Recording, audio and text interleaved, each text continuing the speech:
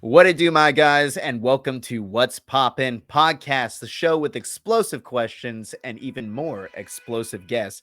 From Resident Diesel, I'm Timmy D, and I'm joined by the boys. We got Will, as per usual, and we're joined by Justin Kerr, our guest. Um, Now, I wish my script was a little faster so I can read this and read the things about Justin, but I already know these things, so I'm just going to say it instead. Let me get over here. It's just So off the cuff. Justin, right. Justin's a videographer in West Georgia, in which his career includes everything from weddings around the country to working as an intern filmmaker on sets like Things Don't Stay Fixed and many more, actively working on his next piece, which he is keeping under wraps until it's ready. Justin Kerr, welcome to the show. Thank you for having me. Yes, sir. How are you with Hollywood films before we get started?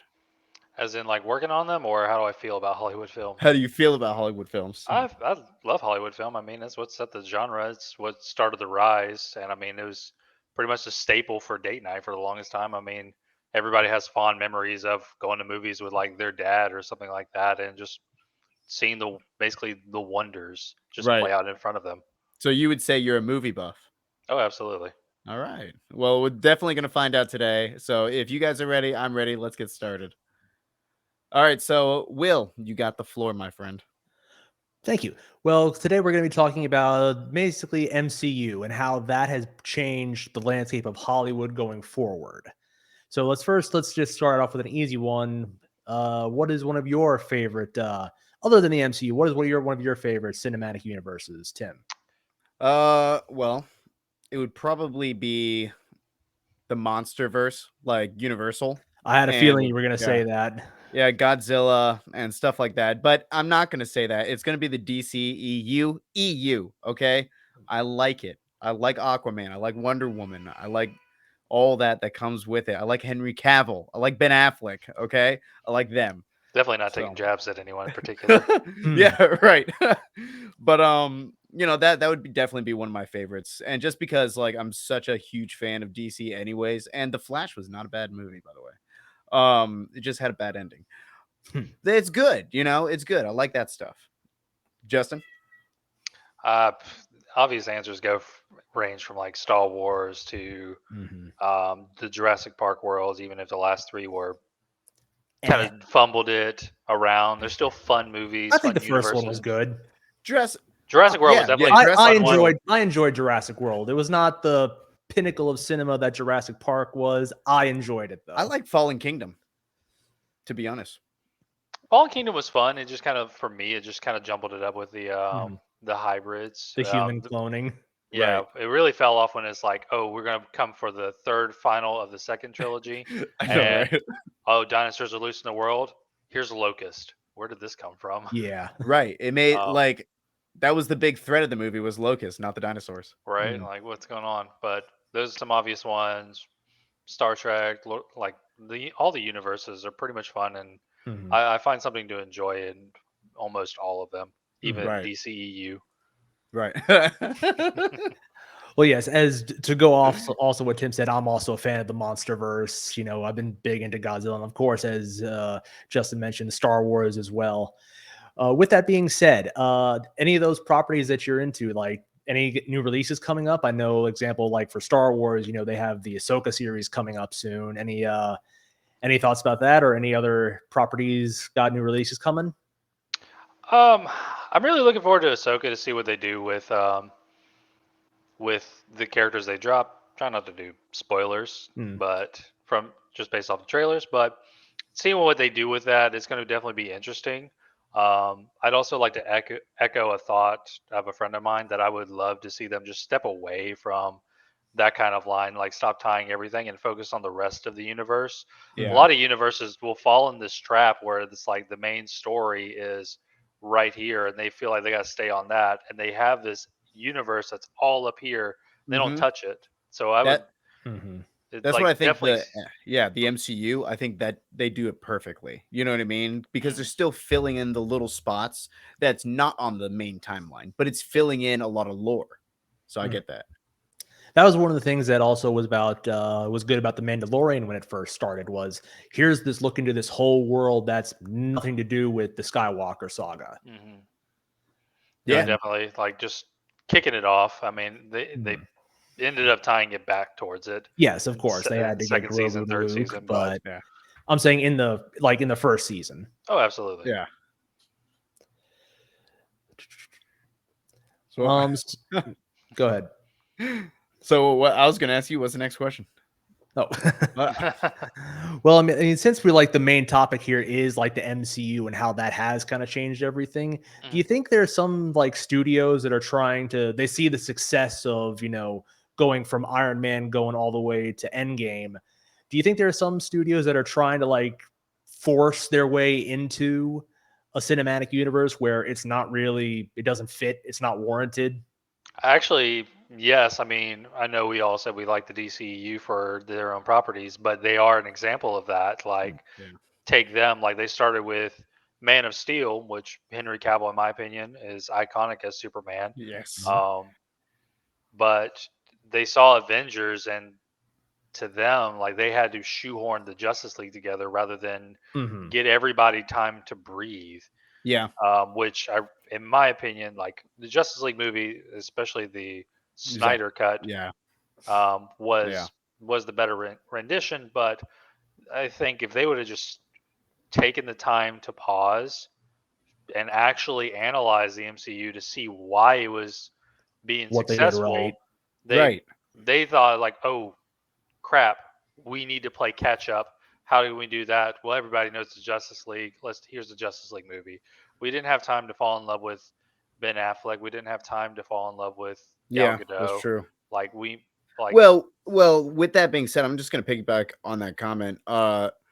We had time to fall in love with Gal Gadot. I think Ben Affleck is the one who didn't get the shot. mhm, He was part of Justice League movies. That's it. There was no independent Batman movie with him. Mm, And that's True. that's where I feel like Ben Affleck didn't really get to shine in the DCEU, like how Ezra Miller is with the Flash now. yeah. People loved him. He's back. Well, people didn't like him at first, but now he's back. And he's actually a pretty good There's still some Flash. issues. Yeah, and it's like, but Batman, Ben Affleck's Batman didn't get the respect I feel like he deserved, because in my opinion, he's one of the best Batman that there's been. I agree. He comes off as a more seasoned Batman, and Mhm. there's definitely be merit to explore that backstory. But I mean, Mhm. I would have loved to see more of a lead up. There's either two approaches. You either approach it where you start off with a Man of Steel. We got the Wonder Woman movie, and I'm blanking if that came before or after Justice League. I It was want to say, after. yeah, it came After, yeah, after. So, but if we had time to lean into these characters and figure out why we like them, like Justice League movie, right, I didn't like Ezra Miller at yeah, first. To me, he's not Barry Allen as yeah, far as like all the casting goes. Like I love Mhm. Gal Gadot. I like Jason Momoa. I like Ben right, Affleck. Ezra Miller to me wasn't a Barry Allen. Barry Allen, while still having kind of a go lucky attitude, he's still heavily stoic. He's not like this chirpy right, kid. If you Mhm. read, yeah. He's and still a he's still a hero. he's still a hero and he's still stoic. He still know what he's doing, even when he's like learning. But they he, they made him like some like flunky kid almost, and Yeah, and Mhm. it yeah, to me it felt like just they did it just to have comedy relief. yeah. Mhm. He Um, he is the comedy relief. and it just for me that fell flat on me, especially Yeah, as someone who enjoyed the Flash TV series. Mhm. right. I was about to lean into something else, but yeah, but the other alternative would be to not start with that. Like if we didn't have a Man of Steel initially, and we went into like a how the animated universes go, and we go right into a Justice League movie, Yes, and like yes. they're already working. Oh, We skip Mhm. Flashpoint backstories. paradox. Yep, and then into Beautiful. Justice League War. So we've Yeah. already like Mhm. Yeah, that's perfect. Actually, that's a great example because that's kind of what they were going for, but they it kind of fell. tiptoed around it. Yeah. They absolutely tiptoed around it because I'm recently watching those movies, like the entire line, right? And I'm watching them chronologically as well. Oh Mhm. yeah, So now I'm on Justice League War, which is the second one yeah. chronologically. I accidentally watched Wonder Woman Bloodlines before this on accident because they said like on a website they were like, oh, there's this list, Yeah. and Wonder Woman's Bloodline prologue is before Justice League War. So I watched the prologue, but I kept watching, and so I Yeah. watched the whole movie because I was like, fuck, so good. But yeah, like doing that, I feel like DCEU would have had a better shot. It would have done better, been better recepted by the audience. Again, it's like they just tiptoed around it, and you can see it in elements in the new Flash movie. Not trying to lean too much into it for spoilers, but there are evidence of Flashpoint, and they did their own twist, and I did like the twist. My only issue, again, with the Flash movie was honestly just Ezra Miller. But other than that, I like the story of it. I Take didn't the think he, effects. I didn't So think he was bad. I didn't think he was bad. he got better, but is I don't know. Like He was how, better than Justice League. he was way better than Justice League. Like Yeah, he makes a throwaway line. He's like, "Oh my god, is this how I sound like to everybody?" right, And I'm just exactly. kind of like internally, I'm like, "Yes." Yes. And then, yes.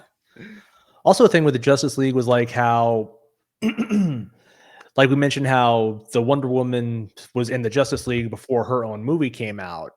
In with the MCU, we had our major characters before we had our first Avengers film, which, again, that might have been a misstep for them. And also, I feel that because, of course, every time there's a new Batman, we have to go through the origin story again. Every director has to put their own spin on it. It's the same thing as Superman. Yes. It's just that I can understand for like the studio's perspective, do we have to go through 90 minutes of saying how we got here? So let's just get into the Justice League. I mean, I'll be honest. I don't really know. I don't think you have to. I mean, we're at a point where a lot of things have become a norm to Mm-hmm. where, especially when they've been done multiple times. Like, Mhm. honestly, they didn't do it in the Flash. Like, Right. it wasn't an origin story. I mean, because they already existed from the Justice League movie. The only one who had essentially an origin story through the Justice League was Cyborg. Um, Yeah. but but Yeah. Flash, like it touched on what made him, but I mean that was also the plot point of the movie.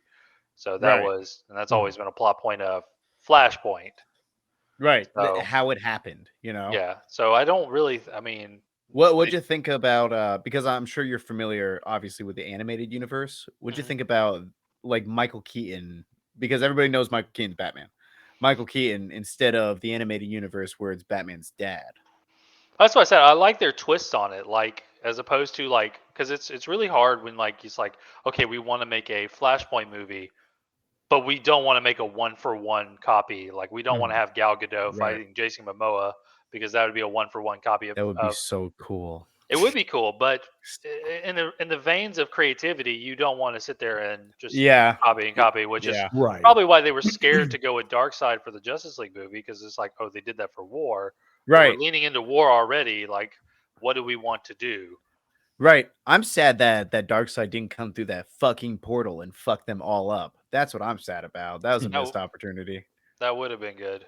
Yeah. Like, That if anything, it would have been cool to see like they beating Steppenwolf, like victory seems right there. He comes through and just mollywops everybody, and they have to do right. like some last ditch effort to like shut the mother That, boxes off and throw him that's what back. I'm That would saying. be a nice twist, but that would put that Thanos level threat, Yeah. which is something I think Exactly. tying it back to the main topic of like MCU's impact on everything, like they really did not hit their ground in finding like their Thanos level threat. Mhm. So like Yeah. we were teased Thanos in the first Avengers movie, and even like in some instances through the first movies while we were building up and they were Right. creating their master plan, they had those cherry picks in there. Like the Space Stone was in first Captain America First Avenger. It was no, that was its first appearance, but Yeah. everyone they didn't explicitly state it, but like everyone on the internet who's like, that's the Space Stone. That has to be the Space Yeah. Stone. And that's how you create that wonder in your audience. That's how you keep them Yeah. engaged. Mhm. I agree. And even with that being said, I want to talk about the monster verse. Mhm. Like even with that, like them going from Godzilla to King Kong to Godzilla, King of Monsters, and then to Godzilla versus King Kong, building up that anticipation, like, oh Yeah. shit, King Kong's gonna cut in this bitch and start fighting Godzilla, and then it happened, and look Yeah. how big of a success that was, even if it was released at the same time as on Max.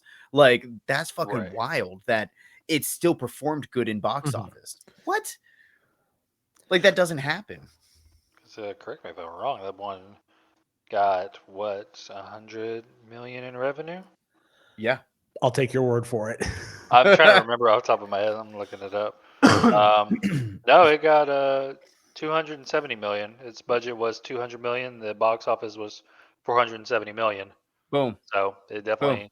definitely Mhm. brought success. That's what I'm saying. Yeah. Like, even though it's released on Max. But Will, you were gonna say something? I was just going to get on to the next question. Oh, sure. Just because in that same vein of like how like the Monsterverse was able to build up to their big event, how do you think like these cinematic universes should, or at least how can they recover from having, say, a less than stellar chapter?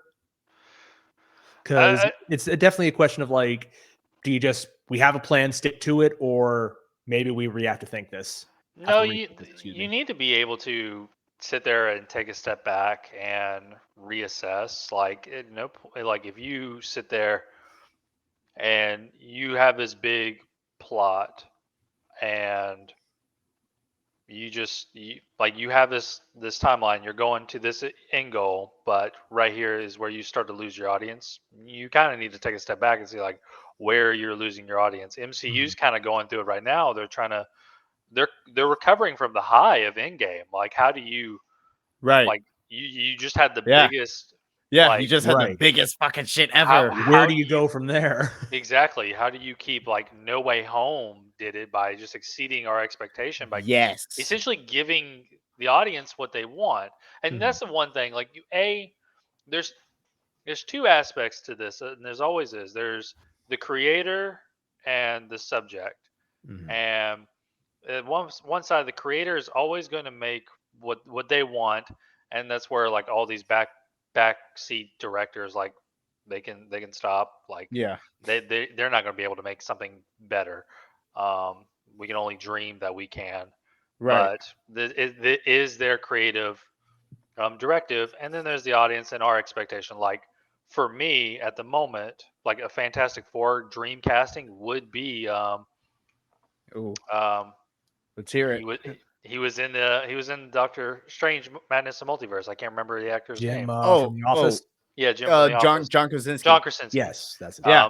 From The Perfect. Office and from Jack Ryan. Love Jack Ryan. But they did it as a fan casting, but it just shows that sometimes it's worth listening to the audience. And so when Right. you lose sight, and when you have like a flop like DC was having with a handful of their movies, I know we keep tying it back. Even Star Wars with the sequel trilogy, like, Mhm. Yeah. in my Yeah. opinion, a lot of times you'll lose your audience when you only focus on the nostalgia, when you only Right. focus on like that. Like, that's all um, the Star Wars sequel trilogy was like, okay, how can we throw these names in, and just how can we keep it like, no, just go off into your own story. Like, Right. maybe tie Make something just different from the original, you know? right.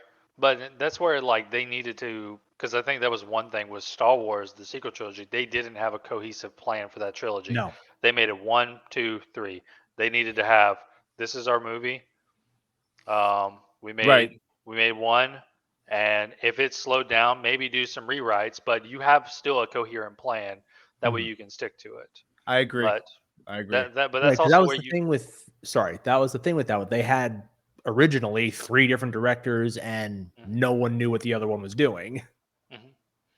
That And that was a big thing. Like, there needed to just be one big writers' room, and they just needed to sit there and do this. Like, and they just kept taking from old plot points. Oh, here's a bigger Death Star.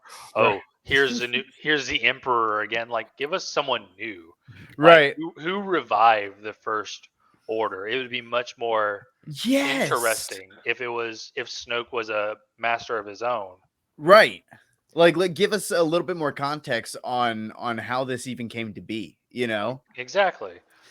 Which they don't even need to go that deep into. It's just don't rely so much on the past and like actually trust your vision and trust that we're going to enjoy it Right. and keep going. When you rely too much on the past, like you're tugging at cheap emotions at that point. Right, exactly. And even they didn't do that right very well by having No, all three of the legacy characters on screen. right? And Like I think go ahead. I was gonna say it's too much of a screen hog. It doesn't give your new characters time to breathe. Like you don't get to say like, "Oh, Ray's a good character," because you're too busy watching Luke. You're too Mhm. Right, busy catching up with that. It'd be cool if it was like this was Luke's academy. Luke right, went missing, no one knows. And then if by chance he popped up as like a force ghost or something down the right, road, it's like you can continue my legacy. Mhm. Something just throwing out ideas. right. But But they didn't to just reiterate what you said, just summarize it. What you're saying is like Ray, even though she was the protagonist, mhm. people didn't even care essentially because they didn't give her enough to care about. Mhm. Exactly. You kind of shoehorn kind of a tragic backstory. Like you try to make her become too attached to Han Solo, which honestly, if it was just Han Solo and Right. none of the other legacy characters, Han and Chewie, I think it would have thrived even more. Yeah. Yeah. Um, but it became like a who's the legacy character of this movie. So it was like Right. Han's the Right. legacy of one, Luke's the legacy of two, Two. and Leia's the legacy of three. Mhm. In post mortem, obviously. Yeah, of Mhm. course. Um, But that's but crazy to think about, like think about the emotional attachment people have to legacy characters, you know.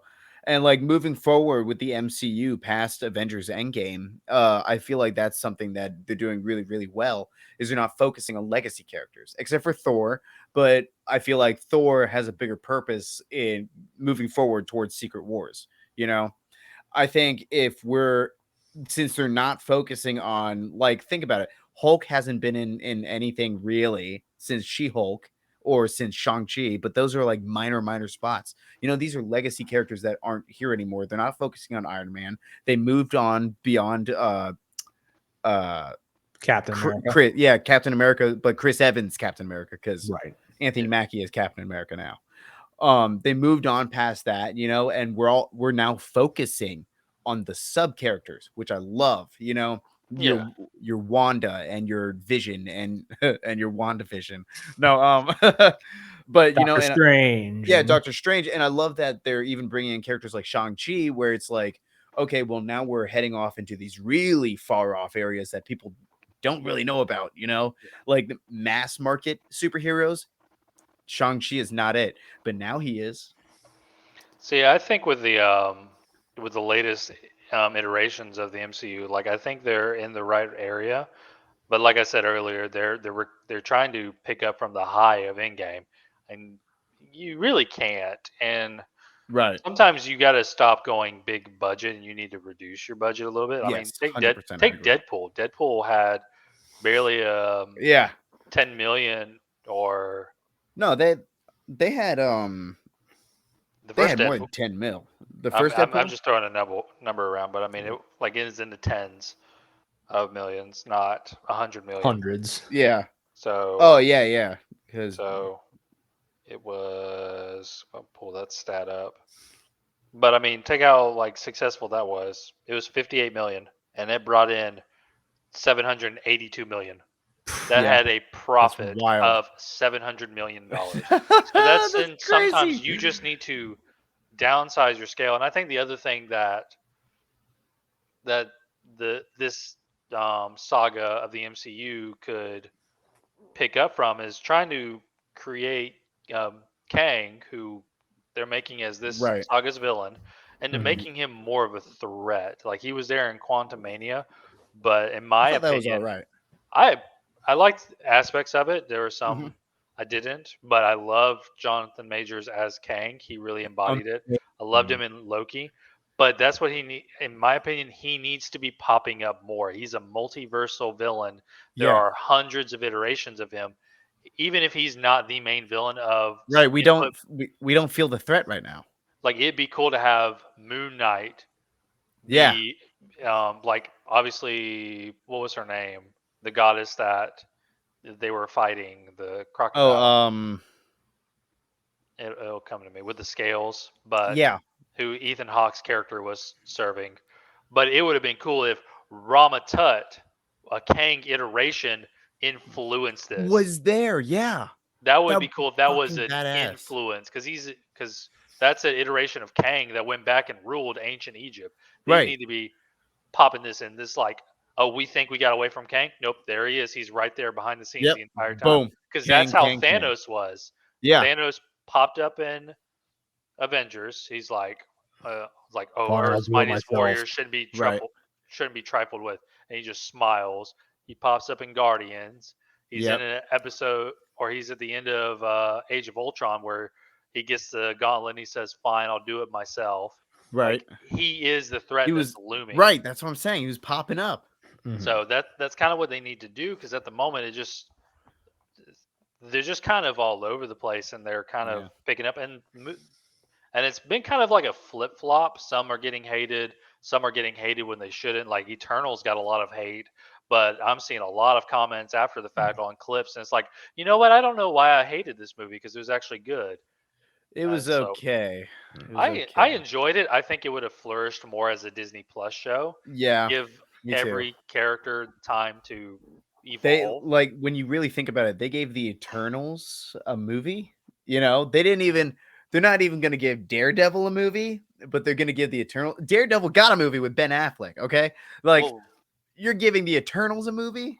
Well, Daredevil lived really well as a show. Netflix proved that. So really hoping that Oh yeah. um, Born Again just really picks up from Did Netflix did you see and the just, news that they're talking about shelving Born Again? Getting I the mean, same treatment as Batgirl? no, I Was not haven't seen aware that of that. news. Yeah, I saw that on like TMZ or something like that. I don't know how accurate it is, but I it know it's scares me. on hiatus because of writer strikes and everything. Well, There's a lot yes. of Right. that's the only thing I can think of, but I don't think they're going to shelve it. I hope not. If Charlie anything, Cox, we need him. and I mean, John Bernthal was going to be in it as Punisher too. Like they're bringing fan favorites back, Like I so can't wait. so they know what they're doing. If there's a project, in my opinion, that needs to get shelved, even in some aspect, um, um,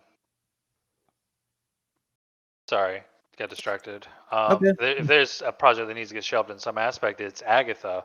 At least turn that into a miniseries. Like Yeah. there is Mhm. ob- obscure characters that need love, but there's also delving too much into the pot Mhm. Right. and not giving your mainstays time to breathe too. Like I wonder what Agatha will bring us. You know what I it's mean? yeah, I mean it's delving more into the magical realm and kind of the darkness, but I think it's meant to play on like the goofiness that Yeah. WandaVision brought, which D- again it's not a problem, but they need to create more product like the Guardians of the Galaxy holiday special. I think it would live better in that vein. yeah. Do you think Okay. with Agatha, do you think that's how they'll bring back the Scarlet Witch? I don't know. I mean, I don't think that's how they'll do it, but I think there's room for anything. Yeah. Um, Will, you look like you had a question? Oh no, just as we were mentioning how diving into like kind of B characters and mini series, I was gonna ask, like, do you think having the different platforms helps or hurts a cinematic universe? Because not everything has to be the 90-minute, 2-hour feature. You can have, a Netflix, series. You can have a Disney Plus series where you can dive into things like that. I think it helps. Like if I was to create my own, it definitely would live in multiple veins. Mhm. I'd have, if I had my just my way of things. Like I'd have my characters, I'd have comics in between the movies telling side Mhm. stories that just wouldn't fit in that vein. I'd have mini episodes just for slice of life. Like I really think that they have their cake and they're eating it too, and they're getting away with it. Like they can do all this stuff. And I think it's more about balancing. Mhm. Like they're struggling. Like a lot of people think they have too much. I don't think so. I think that they're expecting too much, if that makes any sense. Mm. Um, because I'm fine with the amount of content. Because if you look at the roster from Marvel, it's endless. Yeah. So like to the fact that they're able to squeeze this many characters in and actually Right. give them the time and love that they deserve. So I think it only helps them. It's just when I think it's kind of when it gets like a focus camera focus. Um, it's when you get like a She-Hulk, which I think it become. I think they were fine with She-Hulk. I think there's some parts where they missed the mark, Mm. but I think the other half of why that one She-Hulk struggled became on the audience Yeah. expectations. We were expecting a Falcon and the Winter Soldier level Right. show Yeah. when it Yeah. was more of That a badass. if I'm gonna be honest, that was more of a good place vibe. Like Yeah. it was Mm. meant to be a flunky comedy show, and people was expecting like this high tier production. Mhm. No, it was a Like lawyer show. and sometimes we have like the audience needs to taper their expectations, but at the same time, they need to stop throwing all their money into projects and they need to lower it down to like a Deadpool one level budget and Mhm. Right. like and essentially test the water. But Exactly. to answer your question, like having multiple platforms does nothing but help.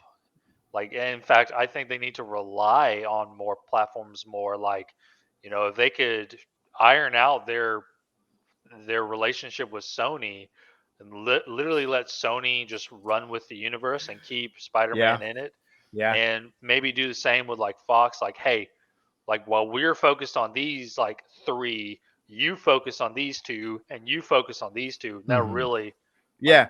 keep the playing field going.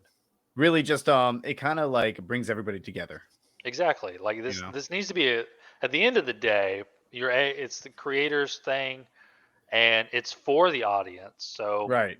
that needs to be the forefront and that falls out of the thought process a lot of times because it's Mm. just be like the big Profits.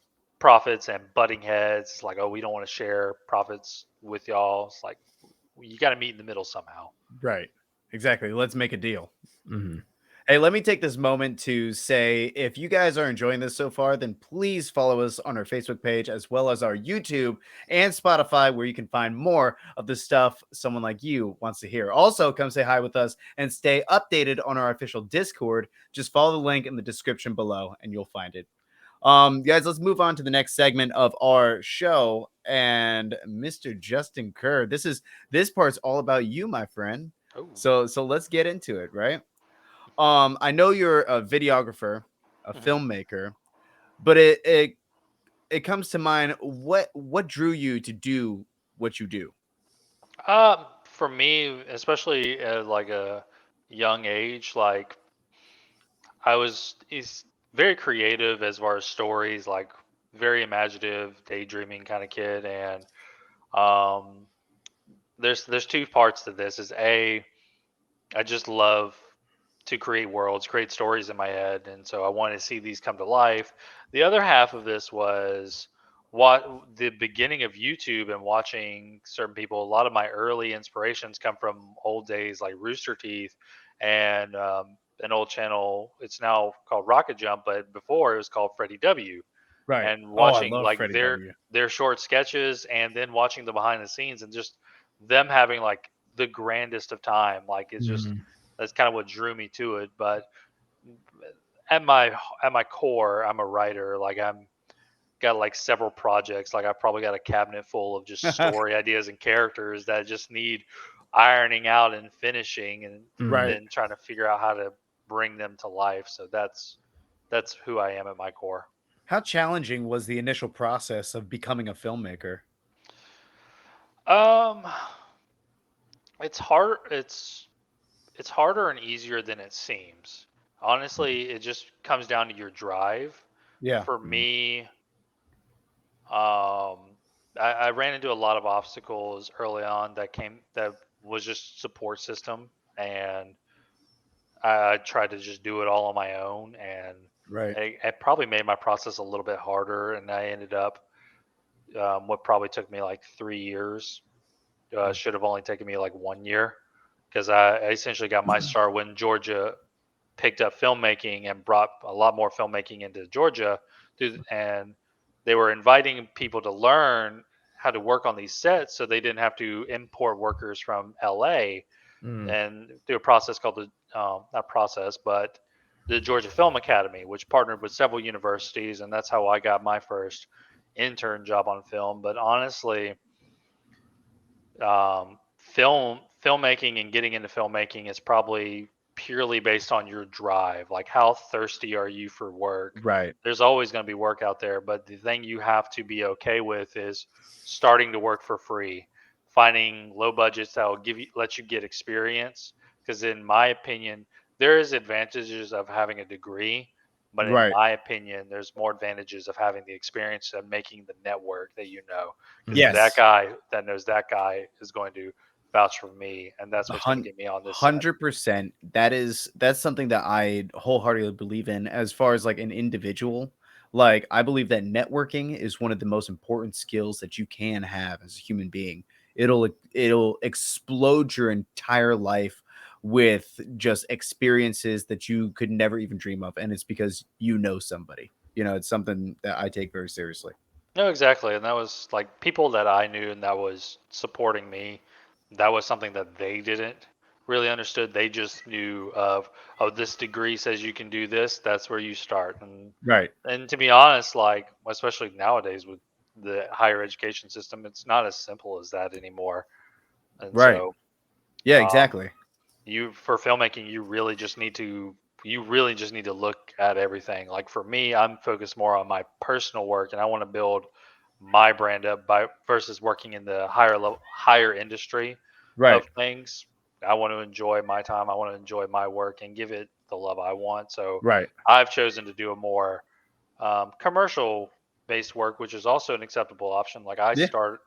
I want to springboard mine through wedding videography. People are always getting married, so if you Always going to be a market for it. And then exactly. And and then did you have any inspiration for getting into wedding videography? for that one, that mostly came from my old boss. I used to work with a local gentleman in town. His name was Matt Hanner, and he picked me up from the film I interned. That's where we met up. We were just chilling, and I pulled up my phone. I was like, "Hey, check out this editing work I did." And it was just a little snippet of me making like a Earth hologram on my table, and he's like, "That looks pretty good. I got some work for you."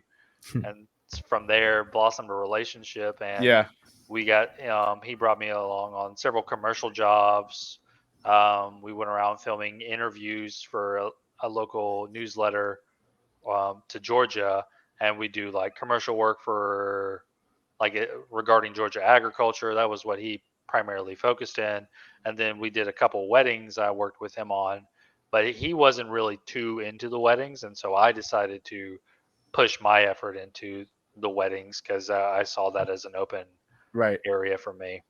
So I know that you were working as an intern on the local film Things Don't Stay Fixed, Hmm. right? Is there anything that most intrigues you when it comes to working on local films versus wanting to work for like maybe something bigger or like even your own production? There's pros and cons to both of them. I mean, and my favorite part about it is no 2 days are the same. It's going to Mm. be a different thing no matter what, which is what really drew me to filming. Essentially, it really helps prevent the burnout for me. Um, Smaller budget ones get be more personal. It's easier to get to know everybody and have more of a relationship with everybody. Right. Where big industry ones, like there could be 500 people working on the day. You're most going to talk to 10 people, and they're all going to be in Right. your inner circle. So but then you get that bragging right. It's like, hey man, guess what I worked on? What'd you work on? Mm. Black Panther. I've got Right. three friends that have that bragging right. So Right. That's awesome. Well, can you compare where you are now compared to back when you first started, I definitely like know. in film? I definitely know a lot more. If I was to go back and give myself advice, it'd be to be more driven and to, like I said, be okay with um, like the $0 like Mm. um, paying gigs. Maybe find a work around just to give myself more of an opening.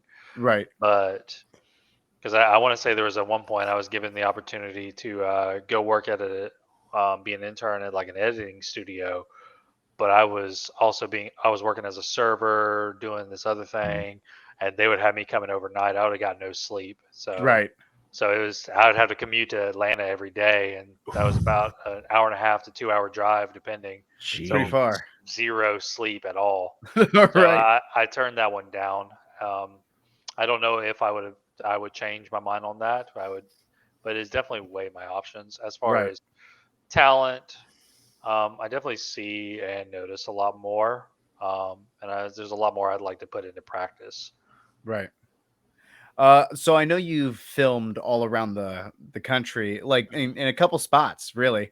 Um, Between Denver, Colorado, Okay. Florida, like any part of Florida, and Georgia, what stands out as the most comfortable or just the best kind of place to shoot film? Uh, at the moment, I'd say it really depends on the season. Like I filmed in Mm. Denver both times when it was snowing. Right. I don't think I filmed up there any other time. Out of the two times I filmed up there, um, but so you'd have to compete with that versus down here. You've got the high levels of humidity. I've had days where like I worked on a wedding during the middle of summer outside, covered in that. That was Right. miserable. Um, so it's really hard to say like there's one location that's just a one size fits all type deal. Right. There's different locations that are definitely suited for different things Mm. better than others. So that one can't really be narrowed down as like, oh, I only want to Right. film here. I would like to go over there. I mean, I tried to lock down some like a Hawaii wedding one time so I can go out there. So like Yeah, I that, remember. That'd be very nice. yeah, that one fell through, but there's always future ones. Right, exactly. There's always the next one. Hmm. So I know that you're a pretty influential person yourself, and you have influenced a couple of your friends to get into the game with you. Do you remember where you were and what you were doing, what you were thinking when you introduced a couple of your friends into videography? A lot of the times it's just like, hey, I'd like an extra hand on filming this. I'd like to just have somebody who basically fulfilled my role for my old boss. Like, hey, man, just follow me around. Like, if I tell you to point and shoot a camera at this for X amount of time, just do that and all that stuff Right, without really an expectation. They were just a lot of the times it was my old roommates who either were off, they didn't have anything else to do, and is a little bit. It was kind of like also hanging out while still being professional, and from there right, they loved the environment and they loved like meeting the people that I got to meet, and me essentially took basically put their feet in my world for a minute, and they fell in love with it, and they just said they wanted a piece of it. And right, so what initially was just like, hey, I could use a hand, come follow me, became like, hey, we're plotting this and this, like how do you want to be a piece of it? And I right. mean, it even extended to like when I met you and some other friends from our shared history at our recent job. Yeah, job. Like it was just literally talking about this, and it expanded to like, yeah, like I want a piece of that. Like I want to see what your world is like, and like go from there. And can you walk us step by step on how a wedding in your business is filmed from start to finish? Like the major steps. I mean, it really depends on essentially the timeline for them because you're essentially following their schedule. They set their Mhm. timeline for the day. It's like, hey, I'm getting ready at noon. Right, Ceremonies at 4, 5. We're gonna do photo. We're either gonna do a first look before, we're not, and we're gonna do photos before or after, and then right, we're gonna go into reception. So it's always pretty straightforward. I think it really adds more when you start doing um, more extra steps, like when you want to make it more of a documentary style or make it a music video style, and really add your own flavor to it. Right. But as far as weddings, the timelines almost always roughly the same. Okay. So if you could have the ideal like setup for your like say you were the only guy, if you had an Mhm. ideal setup, what would it be? Like as far as equipment wise, Yeah, equipment. at the moment I'm really liking the Canon R5. I'd like a Ooh. just a swarm of those, like two or three, get multiple angles, take advantage of the 4K and native 120 frames per second. Yeah, that'd be nice. Um, I'd like to have like the DJI either Mini 3 Pro with the Pro controller or the Mavic 3 with a Pro controller for just just high quality Right. um, drone footage, and then at the same time just assortments of lights and just good tripods, some sliders, give it a real cinematic effect. Get a couple macro lenses. They really like it when you get like a close up of their ring and all that stuff. It really Right. pops. Yeah. Get all the pretty Yeah, details. all that Yeah. bling. If you think it doesn't matter, it matters to them. And at the end of the day, you're making this for them. And so Right. that's I had one like literally I had two weddings in one day. So I went with one friend, and then I had two friends go do the other one, and they just did not get a capture of the banquet tables. Well, guess who was asking me if we captured the banquet tables? Right. So it's like everything matters. Right. Like capture everything, even if you think it doesn't matter, it probably does. It's easier to cut it out than have to explain that situation where like, oh, that. Because that was like Right. one of the first times like I was not there, and so it's hard to say like, oh, like I'm sitting there saying like, oh, I trained these guys and all that stuff, and I Mhm. can't sit there and like, well, they didn't think it was important. Like, Right. You can't say that. Right. Definitely can't right. say that. So, which is all, I mean, it's a learning experience for me too, considering it was the first time I did send other people. So I need to be able to set that expectation Mhm. Right. with, if I ever want to do that again. Exactly. Like you always want to keep your clients happy, you Essentially, know? like Yeah. when I kind of got this mentality from my dad, who's essentially a manager at a restaurant. Because a lot of the restaurants I work at, or even jobs, like the managers there, like most of the time. But my dad, his motto is like, I prepare my restaurant to function when I'm not there. If Mhm. it falls apart when I'm not there, what have I been doing all this time? Mhm. I need my like if I'm going to have a team, I need them to be able to function, not call me on anything, not because I don't want them to call me, but because they need to be able to function. They're competent enough to run the place by themselves or perform the Yeah. operation or service for Y- themselves. If there's like a wild card like that, that totally makes sense. But they shouldn't be calling me as like, hey, what angle should we be filming the bride at? Like, Right. no, why are you out there? Right. Why did you train them, you know? Right. Mhm. You semi want your business to automate itself. Every Exactly. business, you Right. know? Right. Fact or fiction? You have a YouTube channel. I do. If anything, I've have two, but I haven't given them love recently. Hopefully, I can restart that love soon. Can you Mhm. tell us a little bit more about him? So I've got a gaming one that's based on my gaming moniker, Kerr the Blur, old old high school nickname because I was fast as fuck as a kid. I like it. Um, so that's that one. Uh, Trying to do like a variety of gaming content, and then the other one, which is going to be based on like studio name, which is Creative Media, which is where I want to post my creative projects, where I want to post like my short sketches, short skits, Right. just anything and everything that's creatively attached to me. Right. So you got in when did you start school as for videography, and when did you like do all that? Um, well, I haven't finished it. I've kind of just stopped going, but I started roughly 2012, 13. Yeah, Oh 13 is when I wow. started. Oh wow. Um, and it's kind of off and on. Um, like I said, school is not my thing. Yeah. I struggle in the classroom. Sir, you're a Um, doer. I'm a doer. I'm definitely believe in like the work experience and getting out there and doing it. But I have nothing against people that prefer to go to class and all that stuff. There's different medicine for different people. Right. Right. So So it, 2012 was a long time ago, yeah. right? Are you any closer to seeing your goal, or are you in the same place, do you feel? This year I've seen a couple of setbacks, if I'm being honest, but I mean, we're working towards remedying those. I think we're past the hump, and it's just now about rebuilding and regaining that traction. Because I had a big setback at the end of last year, and it kind of and everyone's going to have the kind of like the low morale. They're going to hit that spot where it just kind of like tanks their motivation. Burnout. Right. Yeah, Yeah. and a lot of YouTubers see burnout, like where they're just putting Yeah. everything they have, but they're not putting anything into themselves. And so Look I what think happened to Pokimane. exactly. Yeah.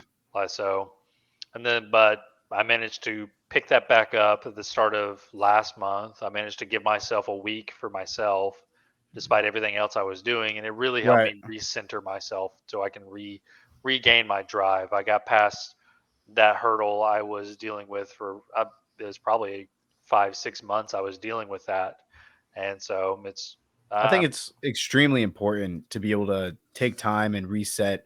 You look at people like Brendan Burchard, who's big into the high performance side of that industry, personal growth and whatnot. And in his book, The Motivation Manifesto, you'll see that even he will tell you, like, if you're feeling bad, if you need a reset, go buy a ticket, go to a concert, go see a movie, go take a road trip, for 2 days, even one day, go to the beach, reset yourself. Don't keep working, because it's gonna cause that burnout. It's gonna cause that bad feeling and that want and desire to not be doing that any longer. it's, You need to reset yourself. it's that same mindset. Like I was saying, like you train, like if you are a person that leads a team, Right. then you need to be able to trust that team to like operate in your absence for you to give yourself time, like give Yeah. yourself like at the same time, like what have you been training them for? But to give yourself time off, you don't work for these people so you can endlessly work for them. You work for Right. them so you can provide for yourself, and your Right. happiness is part of providing. So you have a big passion for content creation, Mhm. right? What, in your opinion, is the best part of creating content, and why do you do it? For me, there's two parts of it that are big for me. It's the self satisfaction of creating something that is mine, that is seeing it from start to finish and seeing it to its fullest. And Right. then the other part of entertaining other people, like making people smile, laugh, getting those emotions out of people and stimulating Getting that them. reaction. Exactly. Like it's not so much clout chasing, but it's like gr- creating something for other people to enjoy. Like I Right. have so many fond memories of just going back and just watching so many videos, like the old RVB series. Like I have super Mhm. fond memories of watching through all of their seasons because it was super entertaining. And this was something that started with five guys making Right. it in a bedroom. Mhm. Exactly. Um, and so, and that grew to such a large fandom that they were able to have their own convention in Austin, Texas. Mhm. Right. They like being able to touch millions of souls and like create something that everybody loves. It's beautiful. Mhm. So, removing yourself from business, how, if at all, did filming and your videography business and your content creation impact your own personal enjoyment of watching film or watching other content creators? It definitely helped me like understand different motifs, like just being a blind watcher versus being an informed watcher. Right. There's been times where sometimes I know too much, and it's like I'm able to see like bad effects, and I'm either able to like, oh, that's so cringe, or just laugh at it. It's Right. always Um, unfortunate when you can see the wires, as they say. Yeah. exactly. Um, or just try to understand like why. Like I don't know if you've ever noticed this. Just a little like film theory. But when like you're ever framing like a hero and a villain, it's pretty much standard to have your hero on your left side facing that way and your villain facing this way. You do that Right. because your hero is always looking forward. I did, as a matter of fact, know Oh. that. So that is Learned that that from Pirates of the Caribbean. Yeah. I Jeffrey didn't know Rush, that. the guy who plays Barbosa, he made it a requirement. He always stands on, that villain side, the left Yeah. side. And then that's one. Really? Hmm. And then it's another thing with like colors and all that stuff. Like a lot of time, like the way things are lit are meant to make us subtly feel things. Like Yeah. red is an obvious symbol for rage and anger and Right. discomfort, where green, um, for most of the time means sickening. Like you ever see like Right. old zombie and infected, like there's a lot of Green, green tint is meant to Hmm. be acid. uncom- Like yeah. uncomfort, dystopia, or Blue is usually blue. meant to be cold. Yeah. So, Ah, and then you have like your orange tones, which is meant to be warmth and like fulfilling and right. sunshine. So, definitely being able to like know more and understand more. Right. Okay, well, it has been an amazing journey, not only through the show, but through your career, to bring things full circle. From filming in the ice cold in Denver to creating your own content and your aspirations with creative media and your own personal enjoyment with everything that you do and beyond. And I'm curious, is there a skill that you've learned over the course of your career that's been the most valuable or transferable to your everyday life? um, I would say the most basic skill I have is being able to carry 3 cups with one hand from my server training. I'm great at parties. Hey. Right. Um, and I would just say, just basic tech understanding, just being able to be like well rounded. I don't Yeah. really have anything standoutish Right. um, to that aspect. Well, I mean, look at you, Justin Kerr, showing us what's popping in film and just universal, like cinematic universes. It's amazing, and opening up to the what's popping crew. We love you for that. And so here you are. Now's the time. Nothing left to do. The floor is yours. To the audience, Mr. Kerr, let them know what's going on right now in your life and how they can find you. Yeah, like I said, I'm a wedding videographer. My studio is Creative Media. You can find me at Creative Media Weddings right now. If you or someone you know is in need of a videographer, I do that. Other than that, I'm going to be trying to create more creative projects. I've got something I'd like to be an animation series in the works, and other stories I'd like to see the life of day, and probably like novels or anything like that. Right. And we are excited to see what you got in store, especially because I know that you say you got some really creative stuff on the works and a crap ton of scripts. So Yeah. I'm excited to see where that heads. So guys, if you want more where this came from, there is a boatload of it. Guess where it is? It's on our social media. And you should be following everybody that has come on this episode today. So make sure you guys are following us on our social media at the handles listed in the description below. We've got everybody from myself to Will to even Reaper who didn't show up tonight. And we Oh no. got Mr. Justin Kerr uh and his all down there. And if you guys want to say hi and hang out with us on our official Discord, please go check that out. The link's there. If you guys enjoyed this episode of What's Poppin', go ahead, hit the like button because it's super important and it really helps us out. And whether or not if this is your first time with us or your 50th time with us, then smash the subscribe button and hit the notification bell so you never miss a beat. As always, we love you, we appreciate you, and we appreciate you, Justin. Uh, and Thank you for and having me. we are not possible without all this going on. So, guys, take it easy. Thanks for joining the episode. Go check out the next one. There's a link somewhere. There's something that'll bring you to the next episode. So guys, till next time, peace. What'd you think of the show? I had fun. Yeah. We will again, like, and I usually take this time to really talk to you. But thank you so much, Justin. Like, really, like Of every course. single person who joins this is like, Tim, Still recording. I know I'm still recording. I know I'm just capturing this raw moment. You know what I This mean? is that like VIP like behind the scenes one that they Yeah, always of do. It's course. like extra 15 Yeah, minutes. you got to think forward. You got to think forward. You know what I Tim, mean? Are But you recording this or streaming this? I am recording this. Okay. Yeah, no streaming. Not yet. Because on my thing it says live. Yeah, we're not live. We're not live. The Okay. recording is live right now. Okay. Um, but yeah, I do appreciate you because like, Yeah. it's hard for me and Will and our other host to get this off the ground, and we just want, like I told you earlier, we want this to be a real authentic, not trying to get out there and grab some big celebrity to get on the show Yeah. and ask them the questions everybody already saw them answer on other Well, podcasts. well, But that's for kind of where you, you should take like inspiration from Hot Ones. Yeah, I what's do. it? I do. What's his name? Sean Evans. John Evans. Yeah, I'm having trouble with names today, but like No he worries. is, if not known mostly for his questions. He does not ask stereotypical questions. No, he doesn't.